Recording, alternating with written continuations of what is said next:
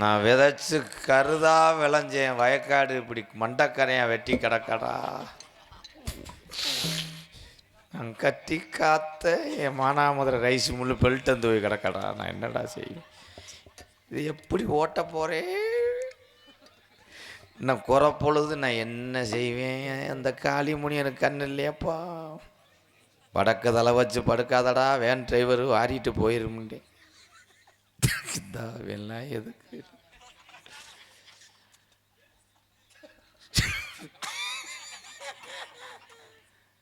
அதில் சித்திரத்தில்லாம் மாதிரி இருந்துச்சு கூட்டம். இப்போ பாரு, அழிஞ்சகமாயில் செகதியில் மிதக்கிற கெளுத்தியை வரைஞ்சி கட்டிட்டு கச்சால அரிக்கிற கூட்டம் மாதிரி இருக்கடா. என்ன சிவா, கண்ணை மை செட்டெல்லாம் கலட்டுறது நியாயம். கலட்டி எங்க நீ அது காது ஊற்று வீட்டில் போய் பொழைச்சிக்க. எங்களோட சேர்ந்து நீனும் விதிமாண்டு போய்.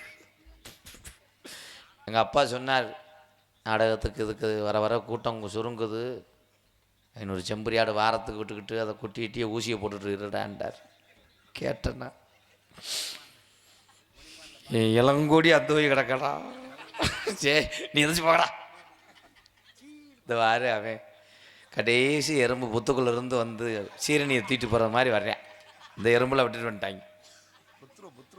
புத்ரு சின்ன புத்ரு பொம்பளை ஆளுகள்லாம் நெருக்கி சாணியோட போயிடுச்சு. அண்ணே காமெடியை ஏன் எரிக்கிற? நல்ல ஊர் சிரிக்குது, கெடுத்து விடாது. உன் வேலை மசுறாத பாரு. ஆற்றுக்குள்ளே வெட்டி புதைச்சிட்டு போயிடுவேன். மோசமான வய ஊர் இதெல்லாம். பொழைச்சிக்க உன்னைய பார்த்தா ஆமைக்கு நக்கரை மாதிரி இருக்க. அப்போ வாயை திறக்க மாட்டேன்னு மூடுவோம். வேலை தான் பாடுறா. ஏய் பேசாமல் இருக்கணும். சூத்தூத்தி சூத்தரிச்சு போவோம். அப்புறம் ஏற்கனவே எரிச்சலில் இருக்கேன். இந்த ஊரில் விழா கமிட்டி யாருங்கய்யா? யாரை பார்த்தாலும் எனக்கு பயந்து கிடக்குயா. விழா கமிட்டி இருக்கீங்களா? அப்போ காசு வாங்கிட்டு நீங்கள் உட்காந்தன்னா உட்காரட்டேன். நல்ல ஒரு வேதியை இருந்த போகும்போது எல்லா சாமிக்கும் தேங்காய் உடைச்சிட்டு போவேன். காசை கொடுத்துட்டியே. நரேன் சார் பேமெண்ட் வாங்கிட்டேன் சார். வந்து நான் சாதாரண ஆள் கிடையாது. என்னைய பார்த்தா மானாமதுரை சந்த கடையில் ஆட்டுத்துளி வாங்குற ஆள் மாதிரியே தெரியும் உங்களுக்கு. தப்பு தப்பு தப்பு. எங்கள் அப்பா பேரை விரல் நீட்டு சொன்னோம்னா ரேக விழுகும். எங்கள் அப்பா அவ்வளோ பெரிய ஆள். குறிஞ்சி நாடு ஊர் சிற்றூர். குறிஞ்சி நாட்டினுடைய தலைவர் எங்கள் அப்பா நம்பிராஜன். கட்டும் கட்டும் கட்டும் கட்டும் கட்டும் கட்டும் கட்டும் கட்டும் கட்டும் சிம்பிள்ஸ் போடுங்க. தொண்டு தட்டு பாட்டின் காலத்திலேருந்து நாங்கள் தான் குறிஞ்சி நாட்டுக்கு தலைவராக இருந்தோம். இந்த ஒத்தப்பனையில் இடி விழுந்துருச்சுல. எங்கள் அப்பா இப்போ தான் போய் மட்டும் கூழு கரைச்சி குடிக்கலாம்னு ஒன்றாரு இடியை விழுத்தாடிட்டேன். தொடர்ந்து தலைவராக இருந்த ஆத்தா வேதியான இந்த பொம்பளையாளெலாம் கேளுங்க அத்தா. போன எலெக்ஷனில் எங்கள் அப்பா தோற்று போனார். விதி. அவன் தான் கல்ல ஓட்டு போட்டுவேன். 2 ஓட்டில் எங்கள் அப்பா தோற்று போனார்ப்பா. அலே அந்த சிறுவர்களே, இந்த மூவரும் அந்த சிறுவர்களே, இதை கேளுங்கப்பா. 2 ஓட்டில் தோற்று போனார். வேண்டாத தெய்வம் உள்ள எங்கள் அப்பா அப்படி இருந்தோம். அக்கினி சட்டி எடுத்தார், காப்பு கட்டினார், வேலு குத்தினார். ஆனால் அவர் வேட்டியில் மட்டும் ஊக்கு குத்தாமல் போயிட்டார். இதுக்கு மேலே சோக்கு நான் எங்கன்னு போய் தேடுறது? சிரிச்சுக்கங்க, சோக்கு நல்ல சோக்கு தான். ஓட்டு போட்டு எங்கள் அப்பா ஜெயிச்சிருவார்னு எங்கள் ஆத்தா பணியாரத்தை ஊற போடுது, சுடுது, புழுங்கரிசியை வறுக்குது. எங்கள் ஆத்தா சந்தோஷத்தில் நாட்டுக்கோழி அடிக்குது, என்னென்னமோ பண்ணுது. ஆனால் எங்கள் அப்பா தோற்று போயிட்டான்னு சொன்னோன்னு எங்கள் ஆத்தா அவள் பட்ட வேதனை, அவள் பட்ட கிராம் கசகசா கசகசா. யார் இந்த 2 ஓட்டு போட்டது அப்படின்னு ஊரக்காரங்க பூரா விசாரித்து போகும்போது நம்ம குடும்பத்தில் தான் 2 பேர் போட்டிருக்காங்க. எதிர்த்து நின்றவனுக்கு. எதிர்த்து நின்றவன் பிளாப்பழம் சின்ன, அப்பா நின்றது பிளா கொட்டை. 2மே ஒரு வளம் தான் குத்திட்டாங்களாப்பா. பிளாப்பழத்துக்கு சிரிச்சு அந்த அண்ணன் விசிட்டிங் கார்டை வாங்கி வைங்கடா. பிளாப்பழத்துக்கு ஈ முச்சிருச்சாடா. உடனே தோற்று போன வெறியில் எங்கள் அப்பா கூரை வீட்டில் படுத்து கிடந்தவர் இனிமேல் முணுமுணுன்னு இருக்கும் போல் 7 பிள்ளை பெற்றவர் 8வது பிள்ளையை போய் ரெடி பண்ணும்ட்டு எங்கள் ஆத்தாட்ட போய் பல்ல வளைக்கிட்டு மண்டி ஓட்டார்.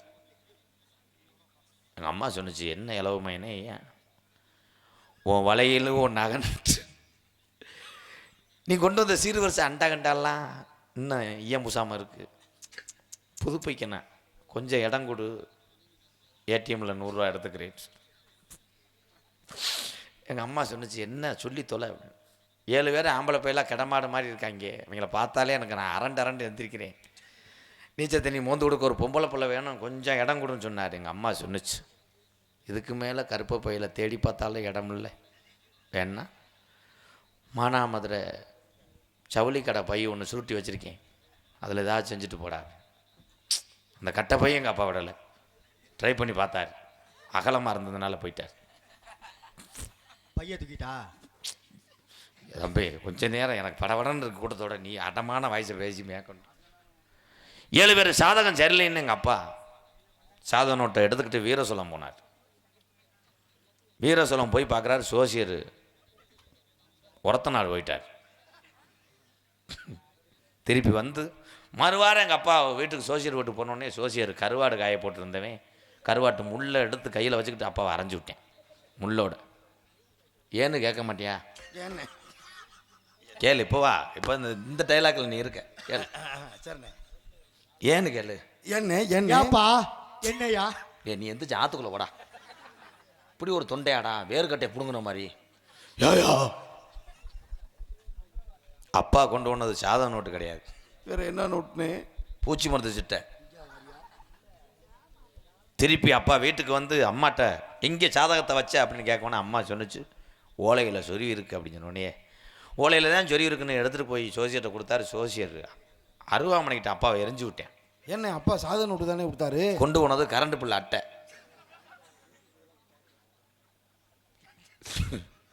சாதகம் பார்க்க விட மாட்டேன், கரகம் போகாது.